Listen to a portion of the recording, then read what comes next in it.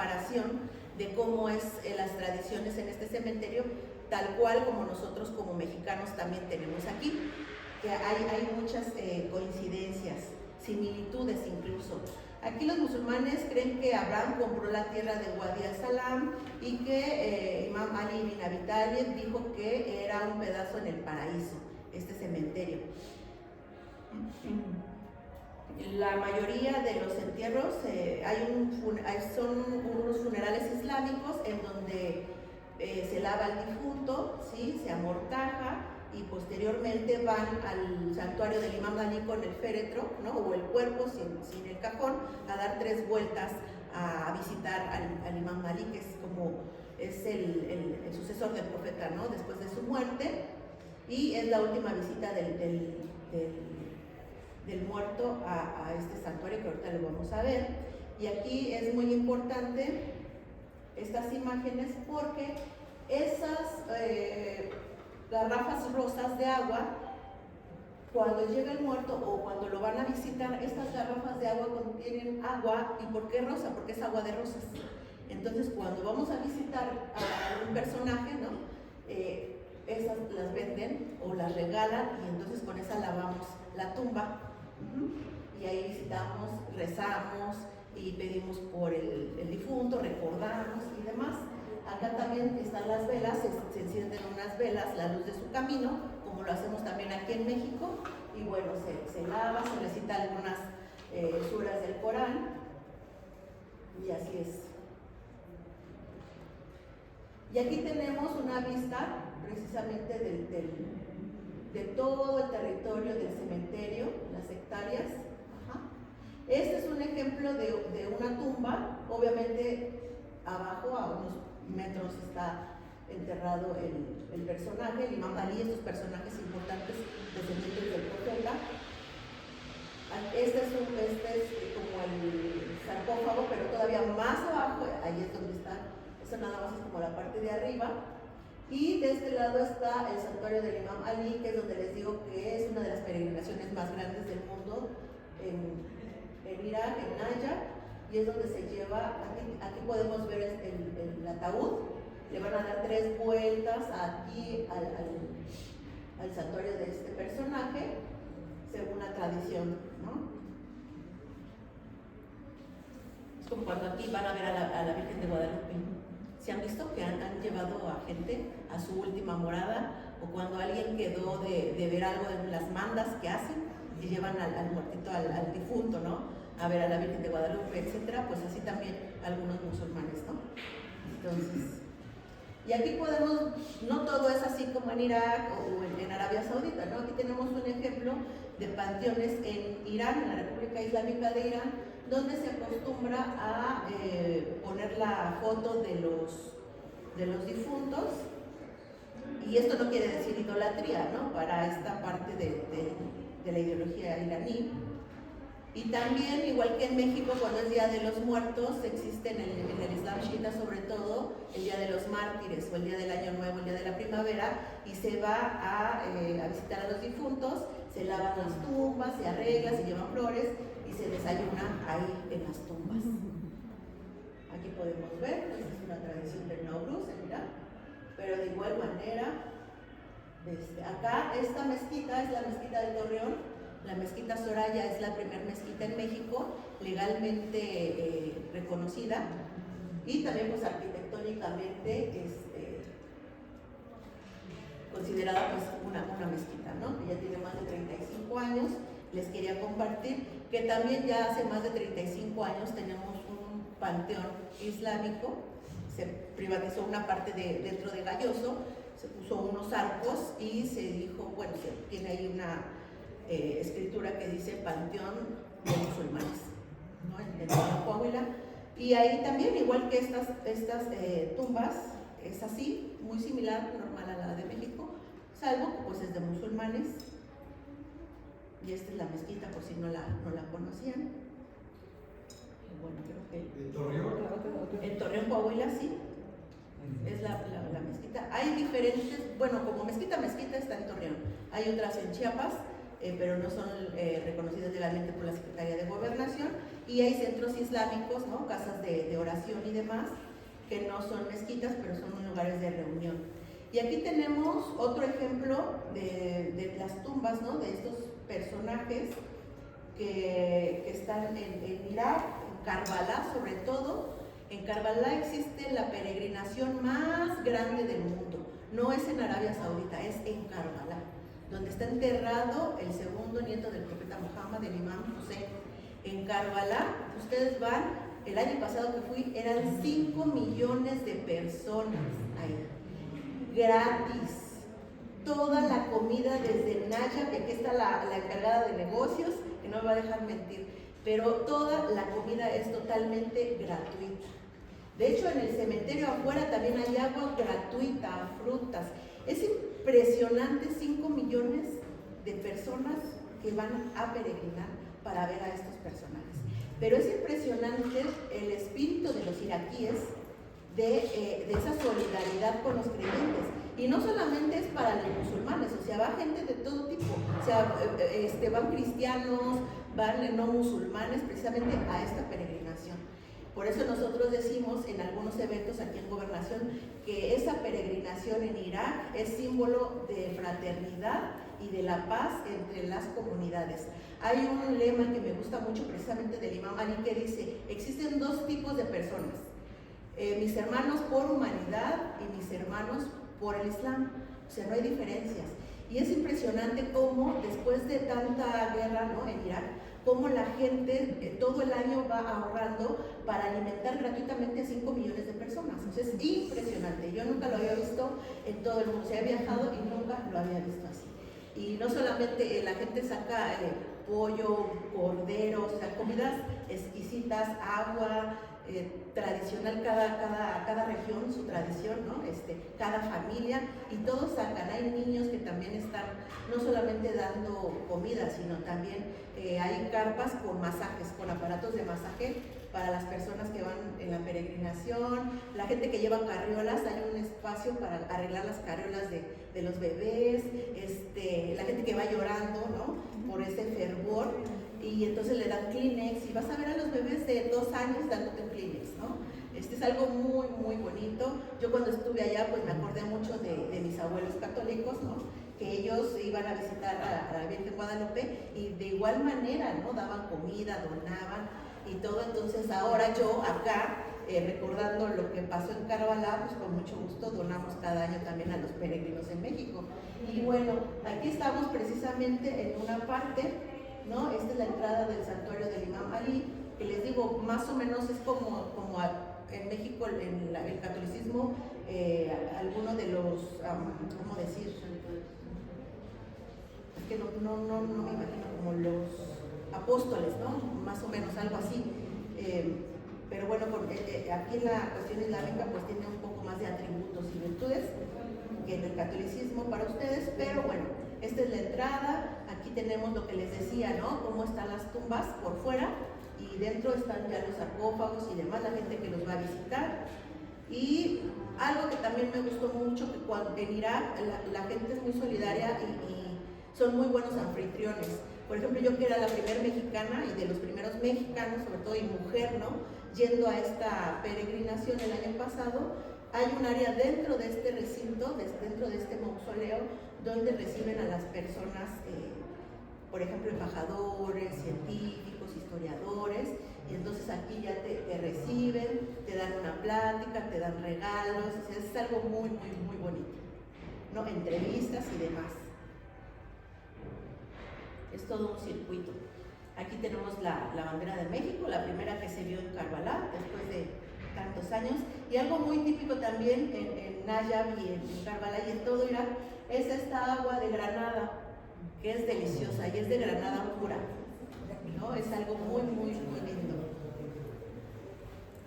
Y aquí tenemos la calle que mencioné hace un rato, ¿no?, después del cementerio, ¿no? Esta calle da precisamente a la primera entrada del santuario del Imam Ali. Y aquí tenemos otro tipo de tumbas de diferentes. Entonces sí es muy diferente lo que es en Arabia Saudita, ¿no?, en algunos otros árabes a Irán o Irak, ¿no? Pero generalmente las tumbas son muy, muy lindas. Bueno, aquí concluyo mi participación. No sé si tengan alguna duda, alguna pregunta, con mucho gusto las contestamos. Cuando destruyen el panteón, ¿qué hacen con los cuerpos? No sacaron los cuerpos, quiero pensar, ¿verdad? Pero eran capaces, porque esto está prohibido en el Islam, es pena de muerte, ¿no? Eso, ¿no?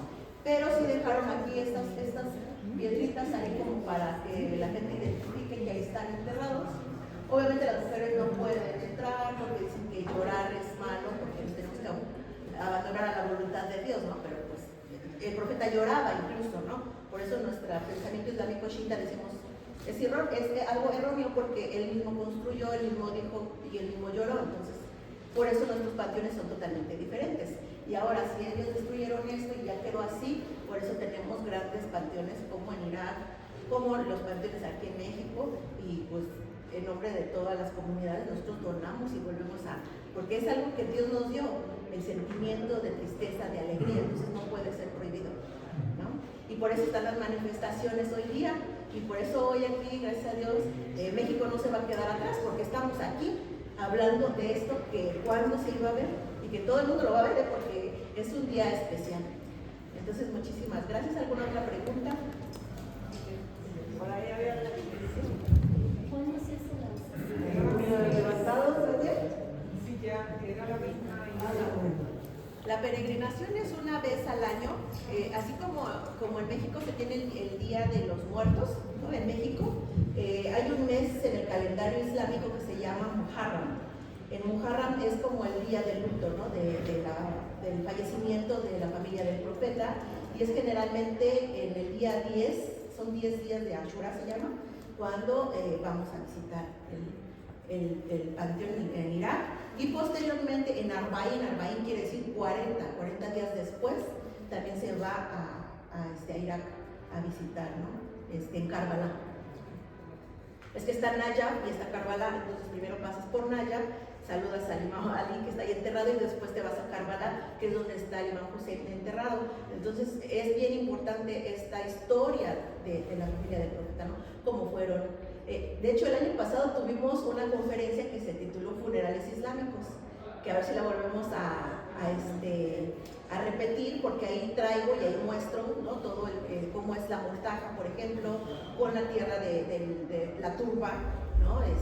Joshua Kabir, que es una súplica como los nombres de Dios, ¿no? 99 nombres de Dios, 1000 nombres de Dios, y está en las mortajas, imagínate, con la tierra y todo así, hecha en árabe, y ya la vamos a traducir en español también porque es importante, y traigo algunos elementos, ¿no? De iconografía islámica chiita, también estaría bien para que las pasáramos y les regaláramos algo también de ahí, porque también al público, esta es la segunda vez, pero sí.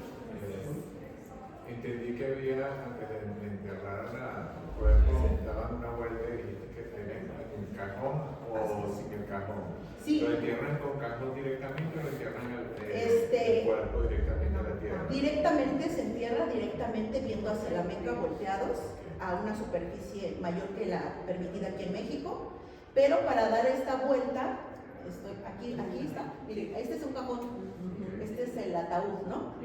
Y entonces aquí llevan al difunto y ya le dan toda la vuelta. El cajón, el ataúd debe de ser lo más sencillo posible, nada de metal, nada de maderas de ébano, de salambre, ¿no? De estas maderas caras y preciosas. No debe de ser lo más humilde posible, porque de tierra somos y a tierra vamos. También por eso es que se entierra el difunto directamente en la tierra. Hoy día ya vemos que hay muchos cementerios que ya están aprobando esto, ¿no? De enterrar directamente, precisamente para no contaminar, o que ya hay ataúdes de bambú, ¿no? Entonces es algo bueno incluso para la contaminación, todo esto, ¿no? Sí. A ver, por ahí. Sí. ¿Qué significa el velo que traes y si es necesario? El velo es una decisión, esto quiere decir hijab, era como antes del Islam, incluso la Virgen María postraba, tenía un velo, ¿no? Un manto. Entonces esto quiere decir precisamente la adoración a Dios. Ahorita les voy a enseñar aquí.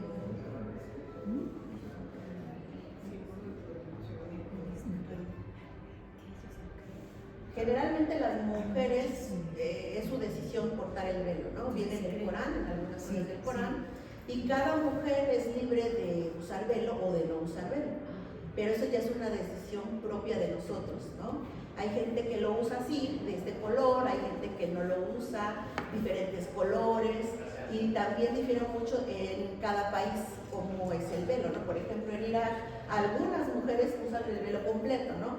O en Irán también, ¿no? Hay otras mujeres que no, usan traje sastre con velo o sin velo, y no hay diferencia, ¿no? Entre la creencia. Por ejemplo, que yo traigo aquí, esto completo, ahí cubrí la cara, ese es un niqab, pero realmente, como fue época de COVID, después de COVID, yo me puse el cubrebocas y andaba con el cubrebocas, porque aparte tenía tos, entonces así, pero hay mujeres que no usan tampoco eso, entonces es algo así, pero es parte de nuestra tradición también, de nuestro Islam, de la práctica, ¿no? Cubrirse toda la cara y las manos, pues eso no viene realmente en el Corán, pero es algo tradición de cada país. Gracias. Yo tenía a ver, era así. ¿Hace el rosario? Nosotros tenemos algo parecido al rosario que se llama Masbaha o Tafsir, ¿sí? Que quiere decir, por ejemplo, Allahu Akbar, Allahu Akbar, Dios es grande, ¿no? Y son así. Estamos haciendo 33, ¿no? O Subhanallah, gracias a Dios, Alhamdulillah. Son 3 palabras que hacemos, es algo así. Es mucho más fácil que el rosario, de hecho. Pero sí tenemos algo. No, nosotros, por ejemplo, rezamos 5 veces al día, entonces lo hacemos diario 5 veces. O lo puedo traer aquí y lo estoy haciendo. Es como recordar a Dios, es algo así. Tú te referías al difunto, ¿verdad? Sí. Él se refería al difunto. Cuando los actos.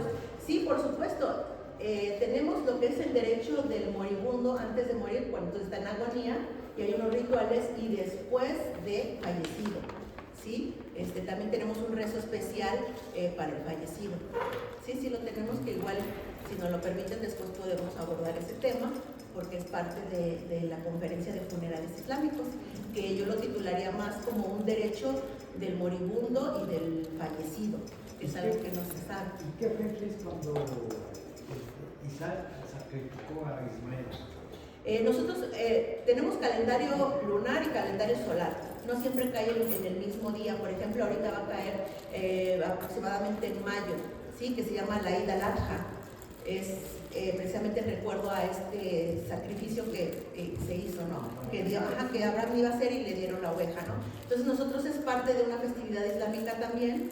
No siempre cae el mismo mes, pero aproximadamente va a caer en mayo, y lo que hacemos nosotros que es sacrificar borregos, entregarlo a los pobres, aunque no sean musulmanes, y tenemos esta fecha también.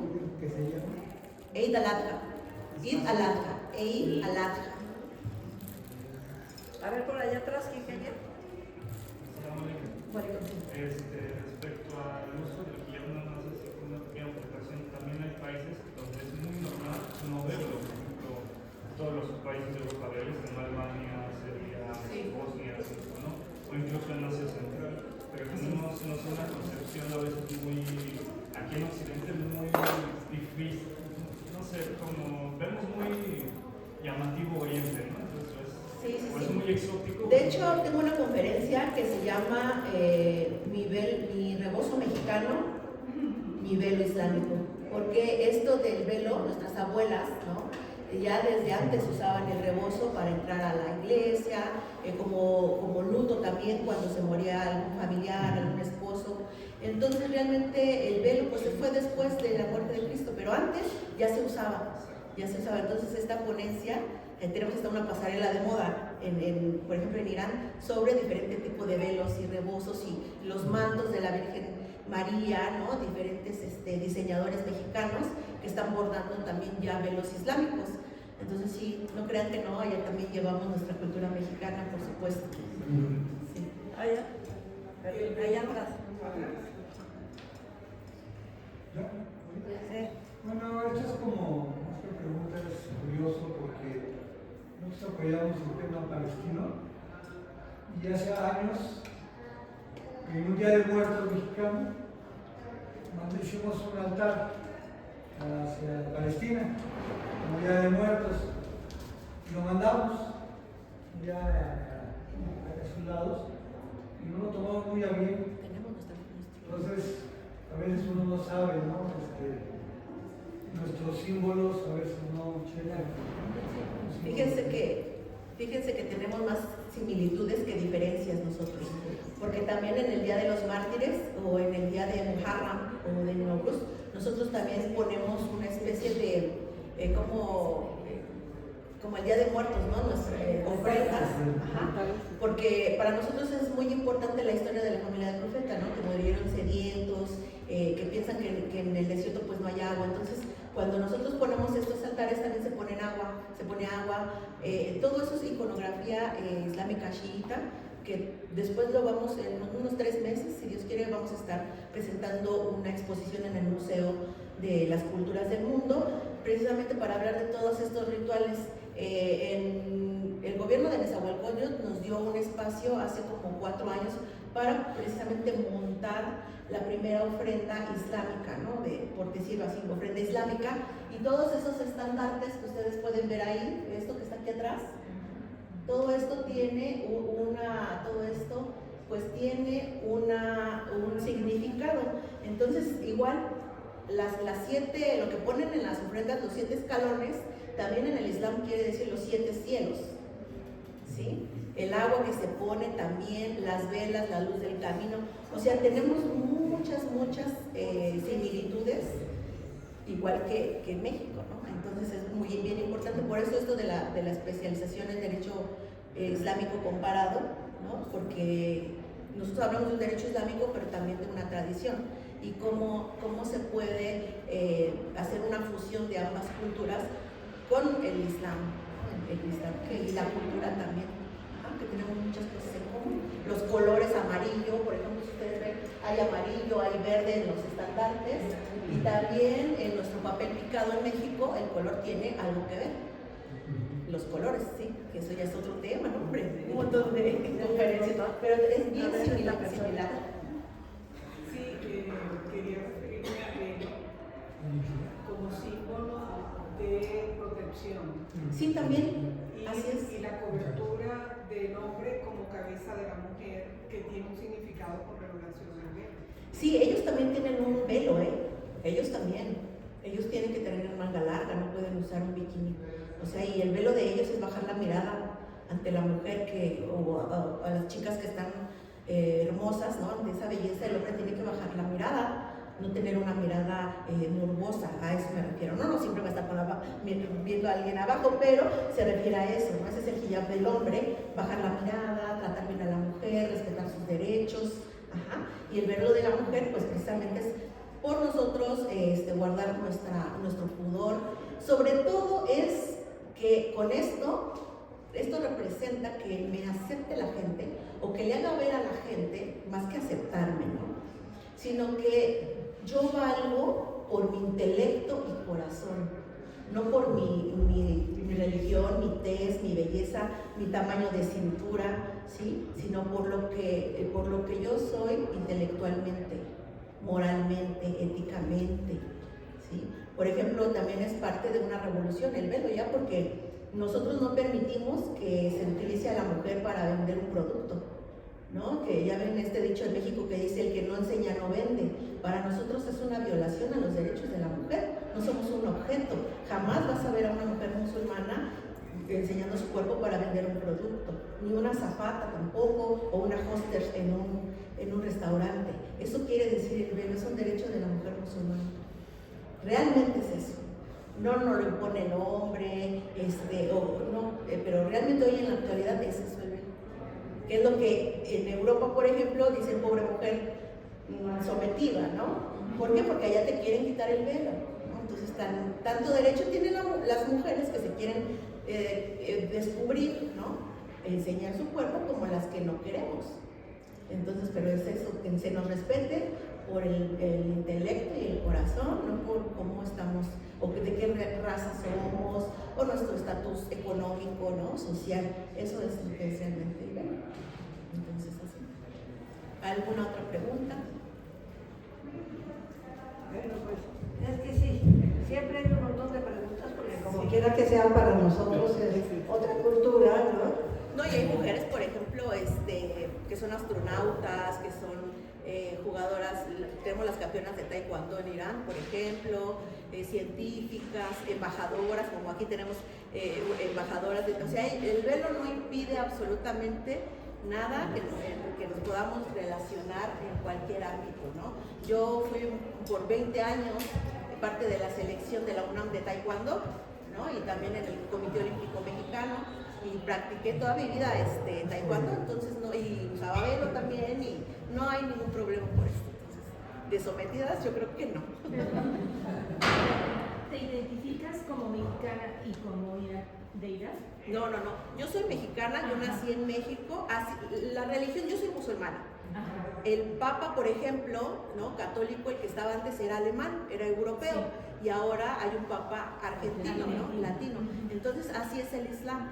Hay musulmanes árabes, de hecho nada más es el 13%, y hay musulmanes pakistaníes, hay musulmanes en Indonesia, por ejemplo, que es donde más hay en China y hay en Europa, ¿no? Y obviamente pues en América Latina ya es otra parte de musulmanes, ¿no? Por ejemplo, aquí en México ya somos la 4ª generación de musulmanes en México.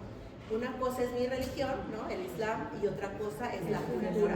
Por supuesto, yo soy mexicana, tengo mi cultura, ¿no? No como cerdo a lo mejor, no bebo alcohol, pero eso es parte de mi religión. Pero mi cultura siempre es mexicana, ¿no? Y obviamente pues trato como de llevar un balance entre ambas, ¿no? Precisamente porque, pues sí, por ejemplo, el que sea musulmana no quiere decir que no crea en la Virgen María. De hecho, el Corán tiene unos versículos, suras del Corán, que se llama María, ¿no? Le reconoce incluso más milagros a María que la propia Biblia. Tenemos otra sura del Corán que se llama Jesús. O sea, sí creemos en Jesús, sí creemos en María, Antiguo Testamento, Nuevo Testamento, eso es lo que es el Corán, ¿no? Por más cosas todavía, ¿sí? Entonces es muy fácil para nosotros practicar aquí en México y tener relación con los demás, sí. Nos encanta y por supuesto volverás a ser invitada a tu casa. Gracias. De veras te agradecemos muchísimo. Y bueno, ya saben los anuncios parroquiales, ¿verdad? Ya saben que la que sigue, que es en mayo, tenemos a la licenciada María López Hernández, que va a hablar sobre soldados homicidas en Nueva España. ¿Qué fecha es? Es el 21 de mayo. Gracias. Y tenemos la otra parte de la literatura y el teatro, al licenciado Marco Vinicio Estrello Bernal, con insectos y otros bichos, amor y muerte en Lorca. Pues despedimos a nuestra ponente con...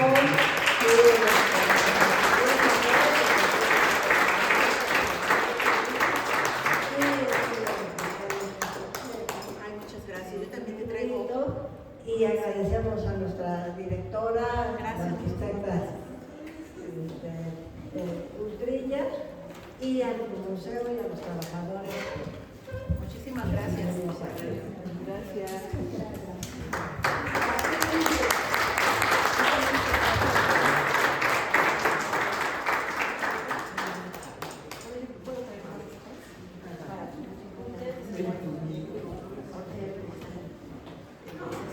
Podemos traer para todos.